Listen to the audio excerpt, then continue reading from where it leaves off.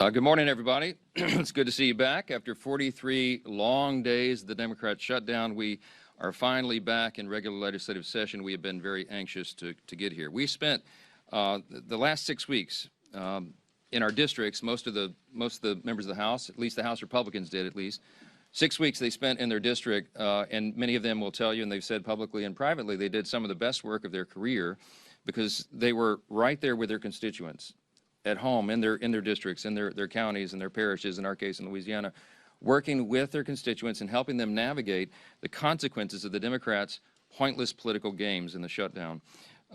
They did some really important work. And we are ready and eager now to get back to the legislative session work, the other side of this job, so that we can deliver on our promises to the American people. The Republican Party has been doing this, and we will continue. We're going to continue to reduce the cost of health care. We got big plans to do that. We're going to continue reducing prices and the cost of living for American families. And of course, to finish the rest of the appropriations government funding process. We've been needing to do that, and we are already working around the clock to accomplish those objectives. But with so many pressing issues on our plate, just very frustratingly to us, the Democrats are delaying that work even further with a political show vote. They're forcing a political show vote on the Epstein files. So we're just going to address that right at the top here this morning because they've spent so much time, the Democrats have, spinning the facts and trying to confuse the people that I wanted to come in this morning and just clearly explain for the people back home how we got here and why this vote is happening right now. First, a quick review of the relevant history here.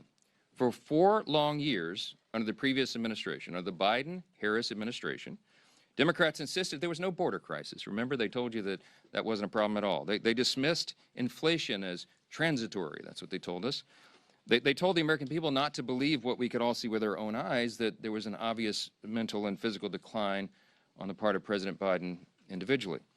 And now, seemingly overnight, these same cast of characters, they've taken a sudden and urgent interest in the Epstein investigation. Suddenly, it's all in the name of transparency. That's what they're trying to tell us. But the truth is, the biggest proponents of this discharge petition were never actually interested in transparency or ensuring justice or protecting victims of this unspeakable tragedy, the Epstein evils. And how do we know that? Because the Democrats had every one of the Epstein files in their possession for the 4 long years of the Biden administration. The Biden Department of Justice had the files the entire time. And not a single one of the people who are so loud and animated right now, they never said anything about it for all those 4 years. None of them held press conferences. None of them demanded the release of the documents. And under Biden's DOJ, when they prosecuted just Epstein and Ghislaine Maxwell, not a single one of these Democrats or any of the proponents of the discharge ever made any noise about that at all. So it's fair for the American people to ask the question, why now? Why suddenly are they so interested? They have such an urgent interest in the Jeffrey Epstein matter. The truth is simple and straightforward and obvious for anyone who is willing to look at it objectively. Clearly, this is a political exercise for Democrats and a few others, sadly, and it is as deceitful and dishonest as their pointless stunt to shut down the government. Same ideology behind this. Democrats are trying to use the Epstein matter as a political weapon to distract from their own party's failures. And in a desperate attempt, they're trying to somehow tie President Trump to the scandal. President Trump has nothing to do with it. He has said himself he has nothing to hide. And that's clearly what they've been trying to do. They're trying to attack President Trump. This is what they've done. They weaponized the justice system over the last several years to go after him, and this is their latest attempt.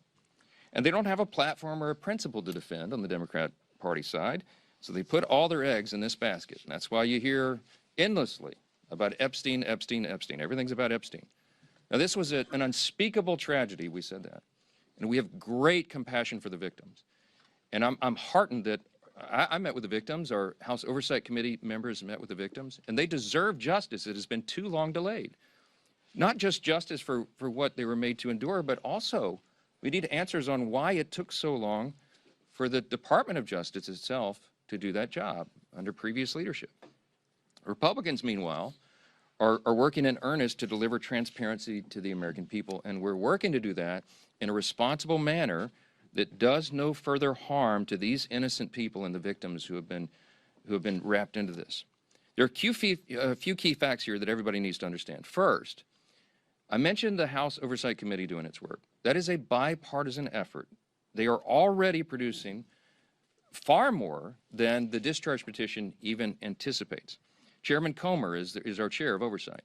Some of the biggest bulldogs in Congress serve on that committee, you all know, and I've mentioned this so many times. They have been, on the Republican and Democrat side, they're deeply dug in. They've been working around the clock. They worked even through the government shutdown, and there were tranches of documents that were released even over that period. So far, by last count, it's over 65,000 documents, Epstein file documents, that are now out in the public for everyone to review.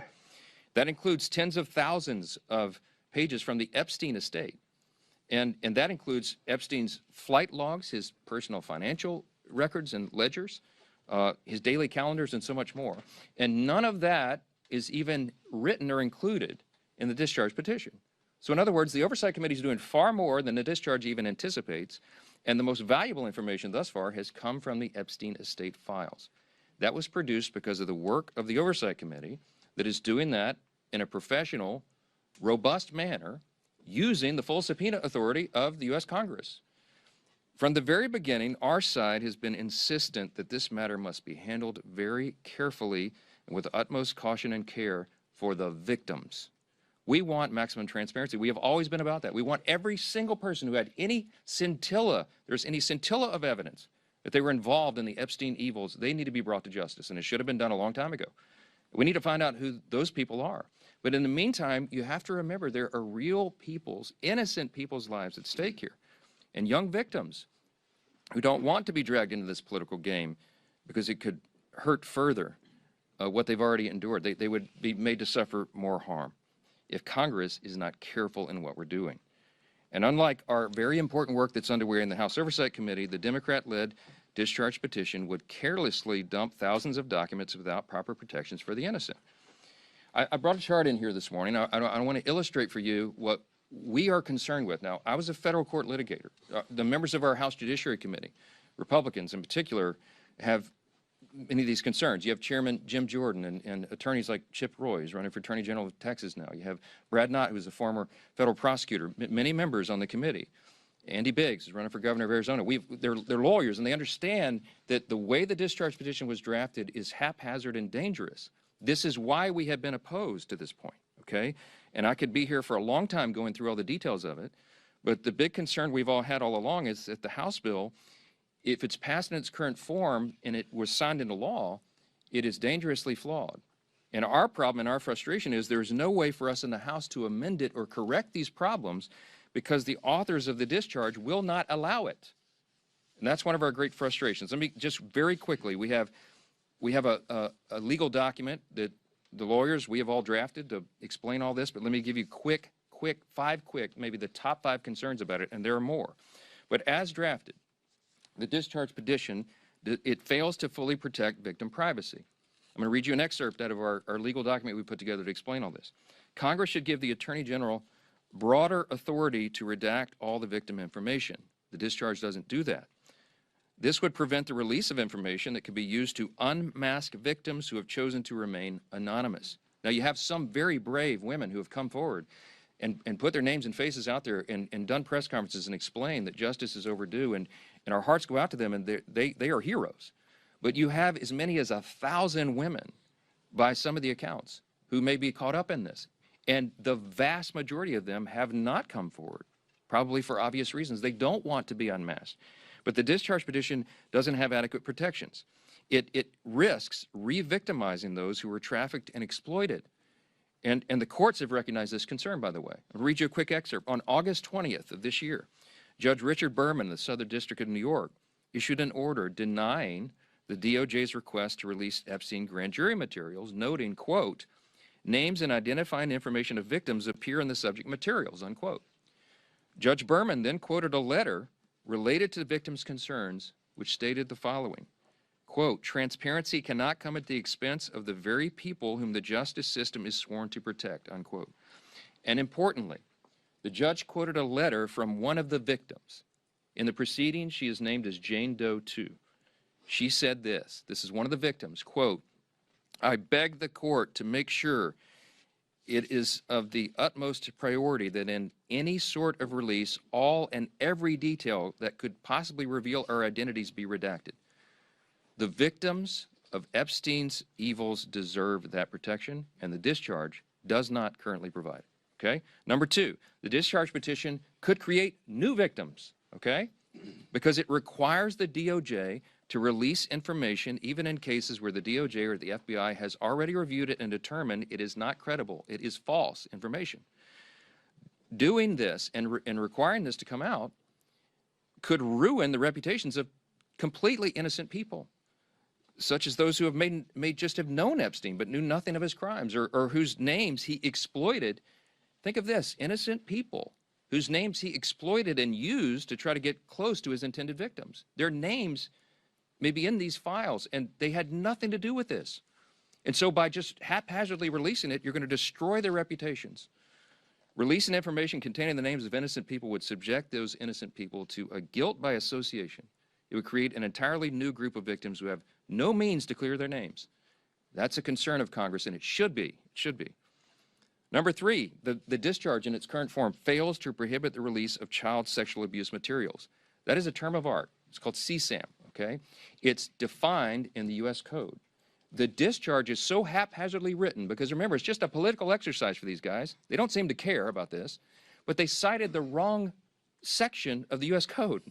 So when they say that we don't want child pornography to come out, child sexual abuse materials, of course, we don't want that released. They wrote this thing so quickly that they cited the wrong section. So you know what that means? It means that it doesn't really bestow any real legal authority on the Attorney General to redact those materials. And that would compel the DOJ to release that stuff into the public. Every single person in this room knows that's wrong, and you should stand against it. But that's what the discharge says. Number four, it jeopardizes the future federal investigations of the United States. Why? Because the discharge only allows the Attorney General to redact limited portions of records that could publicly identify individuals who were promised confidentiality. In this scenario, you're talking about whistleblowers, you're talking about confidential informants who came forward and gave information and evidence in exchange for agreeing to have their identities not revealed. Violating confidentiality, imagine the chilling effect that would have on future investigations. Who's going to want to come forward if they think Congress can take a political exercise and reveal their identities? Who's going to come talk to prosecutors? It's very dangerous. It would deter future whistleblowers and informants. And the release of that could also publicly reveal the identity, by the way, of undercover law enforcement officers who are working in future operations.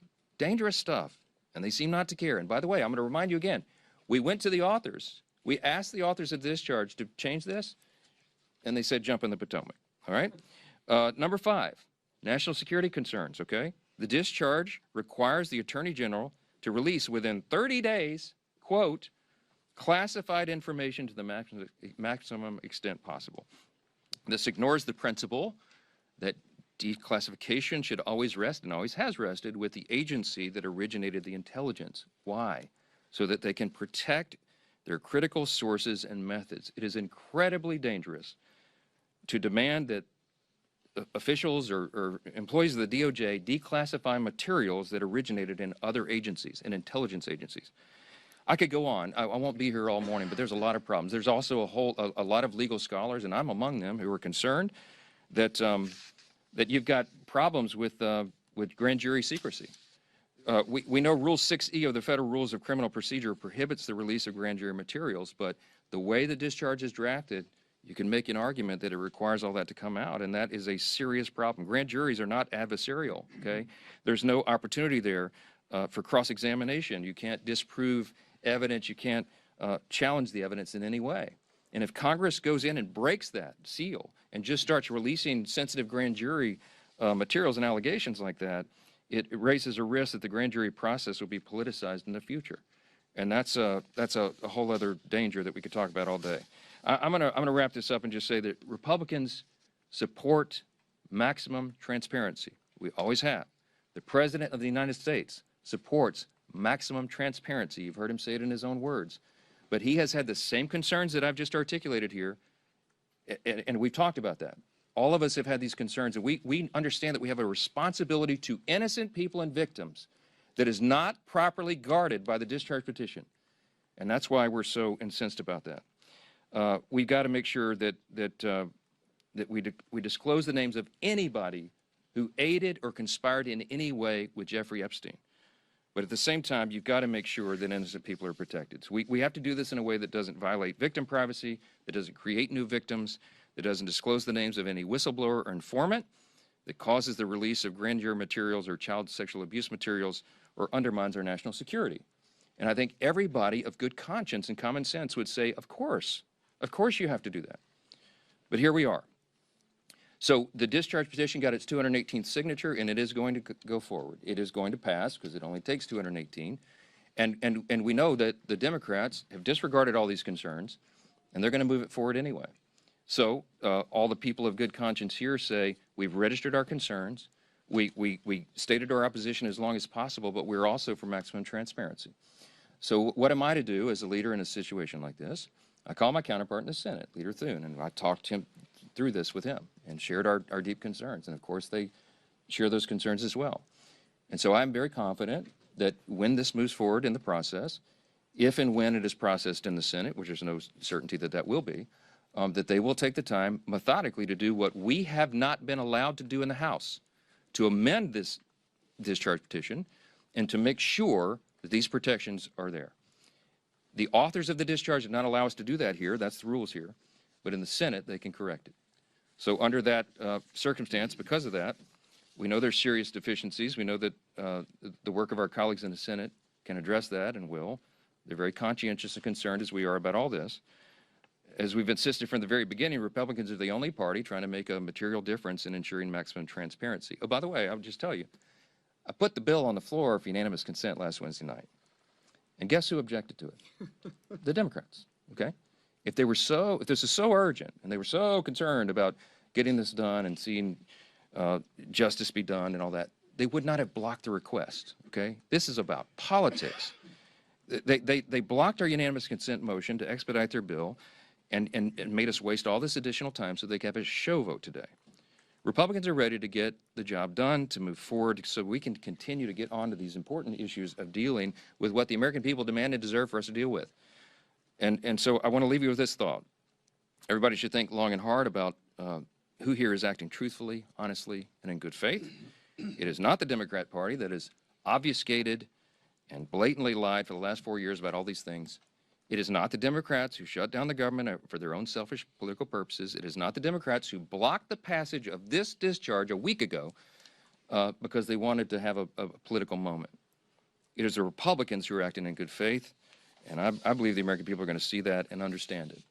I'm going to vote to move this forward. I think it could be close to a unanimous vote because everybody here, all the Republicans, want to go on record to show they're for maximum transparency, but they also want to note that we're demanding that this stuff get corrected before it is ever moves through the process and is completed.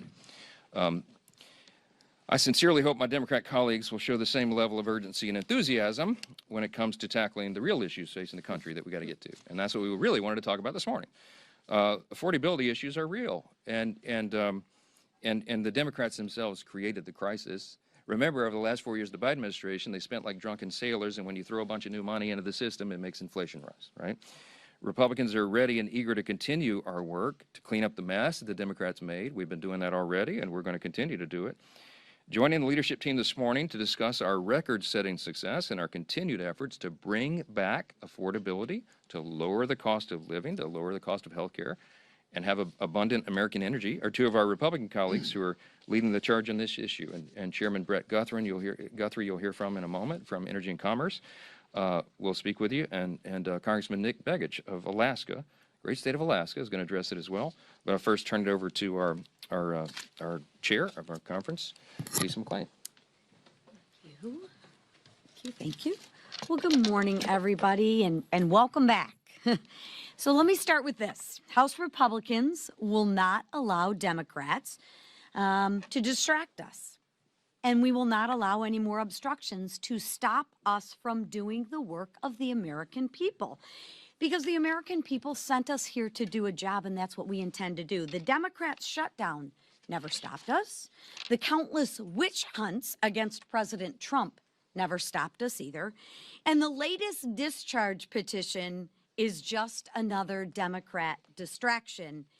And I can assure you that won't stop us either, because the American people actually expect us to do our jobs and not to distract and obstruct. For more than 40 days, Democrats inflicted needless pain on hardworking Americans. And I ask you this, for what? For what did all of these Americans suffer pain? They did it to use the American people's pain as political leverage. And let that sink in for a second. And don't take my word for it, take Catherine Clark's word for that. They used the leverage for $1.5 trillion of a wish list for that Americans' families just simply can't afford. But Democrats, they didn't get a single one of their demands because House Republicans actually stayed united. And now we're taking that momentum into the fight that matters most to the American people. This week, House Republicans will pass consequential bills to make energy costs more affordable. Bills that will lower energy costs for hardworking families, bills that will build on the work that we've achieved to unleash American energy that we passed in the Working Families Tax Cuts, bills that increase energy production, which you'll hear from Representative Begich and Chairman Guthrie, that cut red tape and drive down prices for every single American. And contrast that to what will the Democrats do? They will almost certainly vote no. But ask yourself why. Why? It's because their radical left won't let them vote yes. So again, Republicans want to bring down energy costs. That's why we will vote yes on the bill. Democrats have a lot of talking points, but their actions will say no. We don't want to bring down energy costs for Americans, and they will vote no, right? So at some point, y'all need to ask the Democrats, when will your actions match your words? Because they don't. The contrast is crystal clear. Republicans will always fight to make energy more affordable for the American people. Now, the Democrats, they'll talk about it, but when the rubber meets the road and they have to vote, watch how they vote. They will absolutely vote no. So while Democrats prioritize the wishes of their radical base, we will keep moving forward with our agenda that actually lowers costs for the American people, forward with solutions that makes America affordable again, and we will move forward with the momentum the American people entrusted us with. Because House Republicans aren't here to play politics, or we aren't here to obstruct or distract. We're here to deliver affordability and low cost. We're here to drive down energy costs, and we're here to make America more affordable again. And with that, I will bring up our chairman, Mr. Brett Guthrie. Thank you. Appreciate it. Good morning, everybody. Thanks for being here today. It's an interesting time. It's a challenging time, but an extremely interesting time in the American energy industry. If you look at the last generation, we've had a generation of flat generation. We've had a generation of flat demand. And so those have worked and made people be comfortable because we were deindustrializing in our state. So that's not the proper path, the way that we have to take. So what are we seeing now? We're seeing a pent-up demand for energy. We're seeing it because of the growth in our industry, the reindustrialization that's coming because of President Trump, and also the growth of AI and data centers that are coming. And so what's important, we have to address this for the cost of the American people. If you think about it, if you have flat generation and increase in demand, what's going to happen? We have to expand access to American energy. We have it. It's in abundance. We can produce it, and we have to deliver it, and we have to make it where people can use it. It's also a geopolitical battle. AI is either going to be won by us, who's going to control the data that flows around the world, is going to be the values of America, is going to be the values of China. It's a geopolitical battle that we're in. And we know what not to do because you can look at Europe. Europe and Germany, their energy prices are 3 times ours. Could you imagine competing in the world if you set your energy prices because of decisions your government made to be 3 times the power of ours? The people in the AI industry have no doubt that America can win this battle. They say we have the brain power. Americans have the brain power. We have the money. We have the capital to invest. What they don't have is access to the energy. And the roadblock to the access of energy is getting permits and being able to move energy forward. So this week we're going to work on 2 bills. One, this is actually on fuels and gasoline as refineries. We haven't built a new refinery in America since the 1970s. So Bob Latta has a bill to look at our refining capacity. You can drill all the oil you want and have all the gas you want, but if you don't refine it, make it to products people use, then you still have a shortage and limit. So we got a refinery bill before us. And also in the geopolitical, I know that the price of natural gas around the world is important. You know who it's important to? It's important to Russia because selling natural gas is how they fund their army. And so we also have a provision. Joe Biden, during the height of the invasion of Ukraine, put a ban on natural gas being exported out of our country. And where the Germans were begging for it. I was in a meeting where high-level officials were begging for our liquid natural gas. And so August Pfluger has a bill to reverse any future administration from doing that. We want energy dominance. We had it in the big, beautiful bill. We've had it in almost every committee hearing. And we're going to work together through transportation, Sam Graves, through the chairman, Bruce Westerman, and Natural Resources, and our group on energy and commerce to make sure we deliver the energy we need for America to be successful in this geopolitical battle and winning the AI battle. But so people, when they turn their lights on and off in their home, can have affordable power. And one of the great resources of power and one of the most beautiful places in our great country is in Alaska. Even at 46 below zero, in Fort Greely, Alaska, if you happen to go to Northern Warfare School, you can sit around and look around and go, wow, this is a stunningly beautiful place. And so I'm glad to hand this over to my good friend from Alaska, Nick Begich.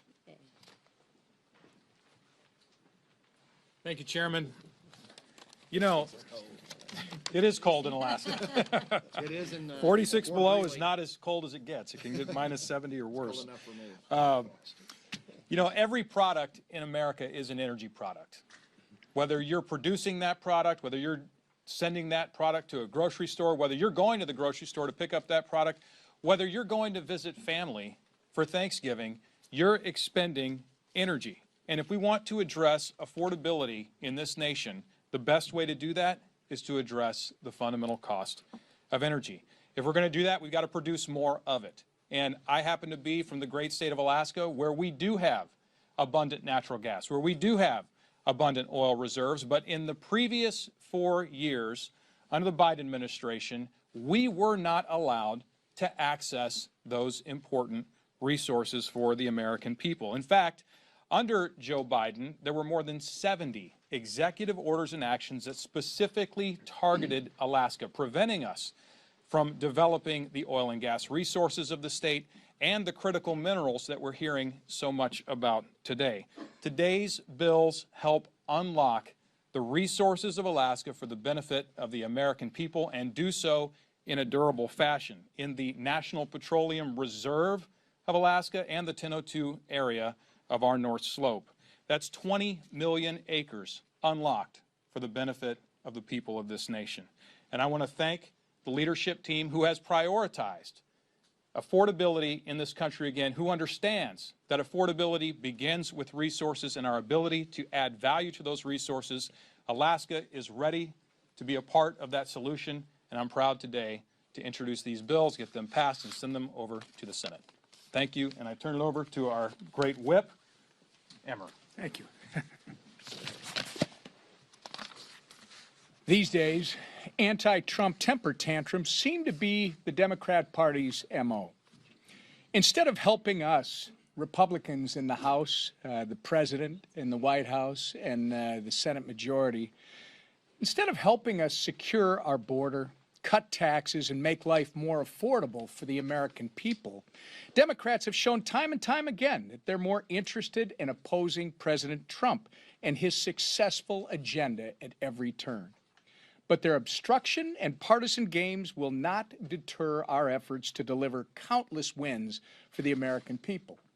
This week, House Republicans are returning to Washington with a packed agenda, full of promises kept.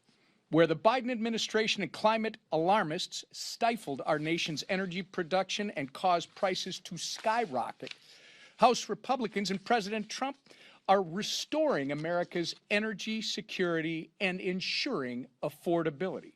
Where Democrats put violent criminals above innocent Americans, Republicans are ensuring our communities are safe from dangerous offenders. And where Democrats chase headlines and mislead the public, Republicans are actually pursuing transparency and justice.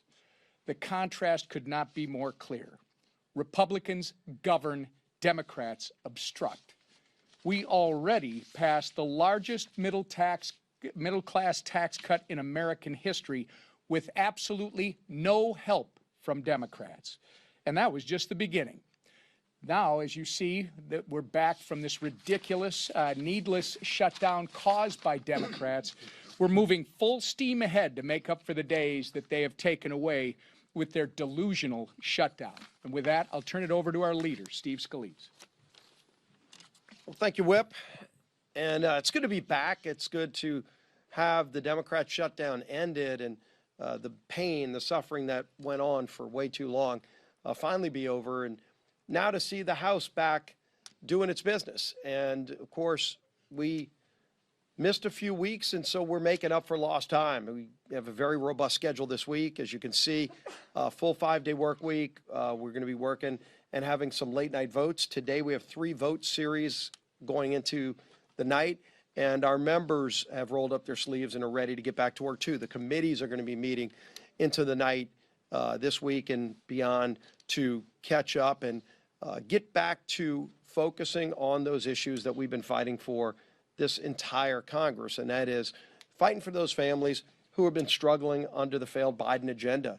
All we saw under the Biden and Democrat agenda was higher costs for families, higher inflation, higher interest rates, open borders, chaos around the world. And President Trump has reversed that quickly. As you look at all of the things that this president has done, working with this Congress, we have been focused on fixing the problems that Biden created and then really setting a new course, getting this country back on track, lowering costs for families. You heard Chairman Guthrie and Congressman Begich talk about this great energy agenda that we're continuing to deliver on. Of course, in the working families tax cut, so we had a lot of provisions in that bill, in fact, that Congressman Begich himself brought forward to open up areas in Alaska. I walked the Alaskan pipeline in Section 1002 of the North Slope, and to see all of the ability to produce energy in America that had been shut down under Joe Biden. We couldn't even produce the energy we know we have here in America because of stupid policies by the Biden administration. And we've been reversing that. Many of those provisions that Congressman Begich campaigned on, he already delivered on in the working families tax cut, but there's more to do. And so we're bringing some of those bills to the floor this week. You're going to see the Department of Interior probably this week, hopefully in the next 2 weeks, roll out their 5-year leasing plan for the Gulf of America. Again, something that President Biden shut down that drove investment to foreign countries. We saw billions of dollars of energy investment moving to foreign countries because Biden shut down America. Well, America's open up for business again. And that means more jobs here in America, but really importantly for families, lower energy costs. And energy costs affect everything that we do. When you go to the grocery store, lower energy costs mean lower food costs for families. And so we're going to keep delivering on that agenda. Obviously, this week, it's going to be a very aggressive schedule, and we're going to continue to move bills in the future. Something else the Democrats broke, and we talked about this a lot during the shutdown here at this podium, and that is the healthcare crisis in America. The current law in healthcare is the Affordable Care Act. I think everybody would recognize it's unaffordable for millions of American families. And yet they have dumped more families into that plan, and the cost increase are evident. 80% increase in costs for families since Obamacare passed. And yet, as the Affordable Care Act has failed to work for families, Democrats continue to try to shove hundreds of billions of dollars more into that failed program and not giving relief to families, but giving COVID subsidies to insurance companies. That's what Democrats were fighting for. You saw President Trump today saying, one of the things we want to do as Republicans is give those tax credits to families, not to insurance companies like Democrats want to do, but to give it to families. We've been working before the shutdown with our three relevant committees, Chairman Guthrie's committee in Energy and Commerce, Chairman Jason Smith in Ways and Means, and Chairman Wahlberg over in Education and Workforce.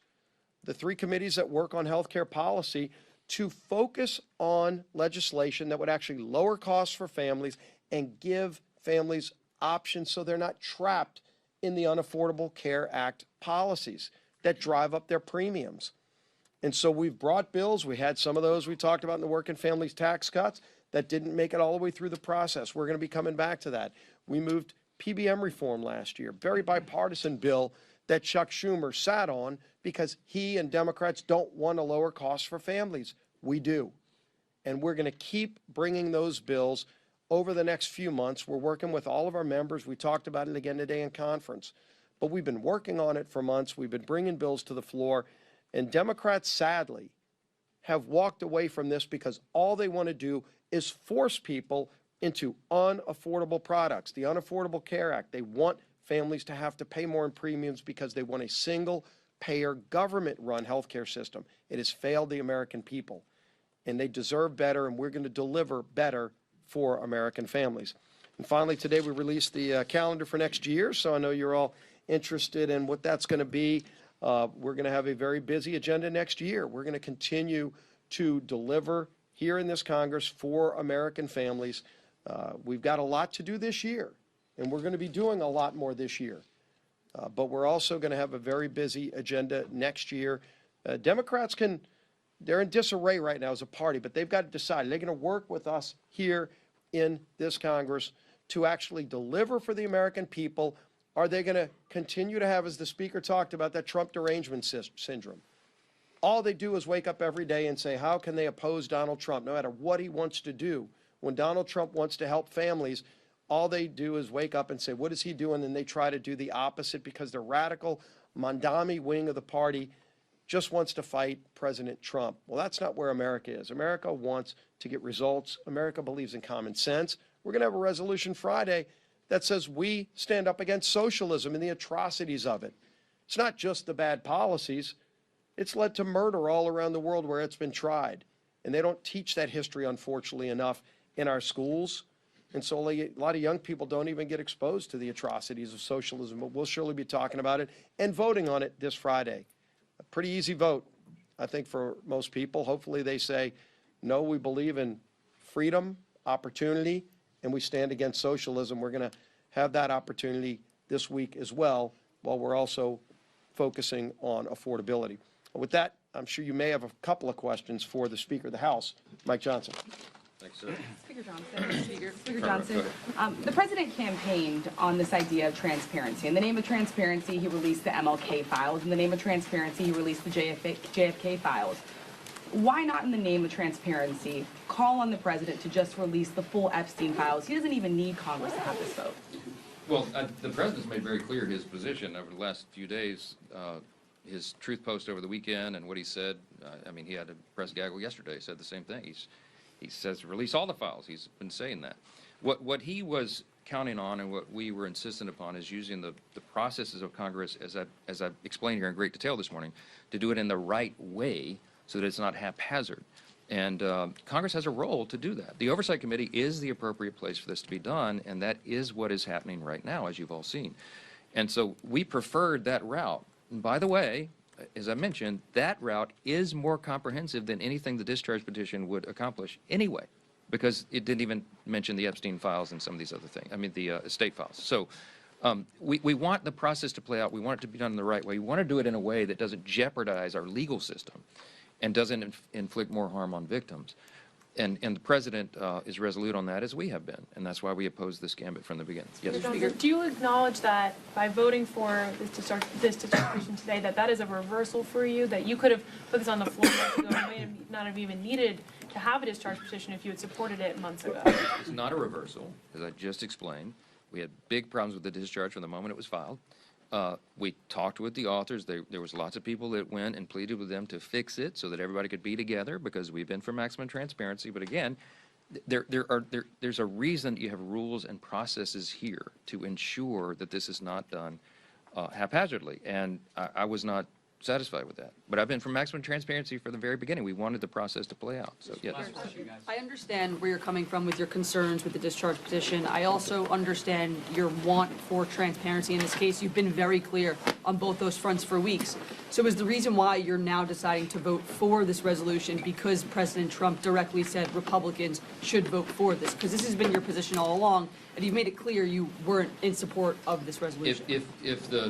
If and when the discharge reached the 218th signature, it will be forced. And the forcing mechanism here prevents the very deliberate, professional, careful manner in which Congress is supposed to do this.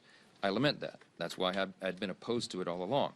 But having now forced the vote, none of us want to go on record and in any way be accused of not being for maximum transparency. So the only intellectually consistent position to have right now, the only way to ensure that both those things are true at the same time, is to allow for everyone to vote their conscience and to go on record to say, of course, we're for maximum transparency. Now, I'll tell you, there's a handful of Republicans, Judiciary Committee members, and a few others who are really struggling, as I have been, about whether or not they could even vote yes today because of this, because we don't have an absolute guarantee that this will be fixed in the Senate. I have a high degree of confidence in that, and that's why. That's why I'll be voting yes today. And I've talked about that in great detail. We had an hour and a half long conference call on Sunday with Judiciary Committee members who are really, really concerned. I mean, they're all for maximum transparency, but they're really, really concerned about protecting the victims, and I am as well. And that's why we have gone through this whole long process. Last one, Olivia. On that, James Blair today at a Bloomberg event said that they're looking at ways to send millions of Americans checks from tariff dividend revenue, but without Congress being involved. Do you have concerns about them not running that sort of process through Congress? Well, I'm not sure that's possible, and James Blair and I will have some intense fellowship about that, I'm sure. He's a good friend. We collaborate on strategy all the time, but this is an idea, I think, that makes sense. The president was talking about it as recently as yesterday. I think what I heard him say, and I haven't talked to him about it because he and I have both been so busy the last 24 hours, I'll see him in a little while. But I think what I heard him say yesterday is he's thinking about something maybe midway into next year when the tariff revenue is realized and we can figure out what that looks like. But I think it would require an act of Congress, so we'll have to see how. I'm not sure what's being proposed. So it's sort of a hypothetical. On your doubts about getting specifically into the substance here, reading through the bill though, I guess I'm confused because the bill specifically says that the Attorney General may withhold or redact portions related to child sexual abuse materials as defined in the law, anything jeopardizing federal investigations. It specifically says they can withhold anything containing personal identifiable information of victims' personal medical files. We know the survivors are comfortable with that. All of these things are actually in this bill. That's why I'm confused. Let me give you an example. And we could be up here for a long time. I'll litigate it with you. Let's do it. Like, what specifically is missing? So the first one you mentioned. Yeah. Okay, so here's HRS 581. This is the discharge, okay? It says on page 5, redact anything that depicts or, quote, depicts or contains child sexual abuse material, CSAM, as defined under 18 U.S.C. 2256, okay? All right, so you go to 18 U.S.C. 2256, definitions of the chapter. Nowhere in this section, okay, go look it up, all right, does it contain the definition of child sexual abuse material. So I used to litigate federal cases, and I would challenge statutes in court, okay? The language is very important and very precise. If it's not listed here and this were to become law, child sexual abuse materials are not included. They're not included for redaction, which means the Attorney General and someone there, if they interpret the discharge in the statute that it passes directly and literally, as they're supposed to do, they're required to do under the law, then you're going to have things that would that would qualify under child sexual abuse materials. You have child pornography included in the distribution of this stuff. We can't go for that. And It's why up did, to why the did? Attorney General. No, it's Like, not up what to do the, you- no, it's you- not up to the Attorney General because the way it's listed Under the in the bill. document. No, it's not. It's not because it doesn't reference the right code section. So we could go through every one of these things. We have had a small army of lawyers going through it because I want to make sure that all of my concerns, because I read it the first time initially and I thought, whoa, this is way out of bounds. We have in fact, we'll put on the speaker.gov. I'll put it on the website here when we leave. You'll see the summary of the legal analysis, and it goes through point by point, and it points to the specific sections in the discharge. Guys, we're not making this up, and you can take it to your counsel at your outlet's offices and have them review it, and they'll tell you the same thing. This should have been done in a much more careful manner, and it was not. And I'm going to point out again, when the authors were asked to fix it, they said they weren't interested in doing that. Okay, why? Because this is a raw and obvious political exercise. Again, I'm just going to leave you with this question. You should go ask them all. If you were so concerned about the Epstein files and protecting the victims, why didn't you do a darn thing about it for the 4 years of the Biden administration? All this stuff was sitting in a warehouse, and nobody said a word about it. They didn't care. Now they're doing it. We all know why. Because they're trying to attack President Trump. That's ACA it. question. Thank you. Thank you.